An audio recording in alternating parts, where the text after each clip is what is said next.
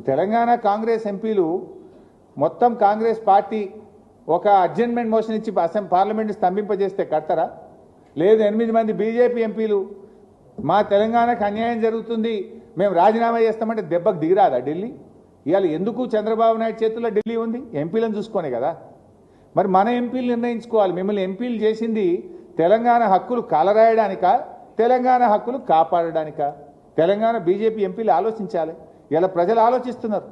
మనం 8 కాంగ్రెస్ని గెలిపిస్తేమి, 8 బీజేపీని గెలిస్తేమి, ఈ 16 మంది మౌనం వహించబట్టే చంద్రబాబు నాయుడు ఇవాళ ఈ ప్రాజెక్టు అన్యాయంగా కడుతుందనే విషయం ఇవాళ తెలంగాణ సమాజానికి అర్థమవుతా ఉంది. సో సిడబ్ల్యూసీని ఒప్పిస్తానే ధైర్యం ఎక్కడిది మీకు?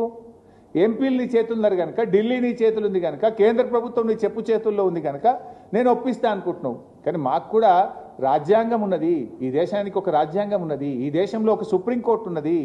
హక్కులను కాపాడడానికి సర్వోన్నత న్యాయస్థానం మీద మాకు నమ్మకం ఉన్నది. అవసరమైతే సర్వోన్నత న్యాయస్థానానికి వెళ్తాం. మా రాష్ట్ర హక్కులను మేము కాపాడతాం.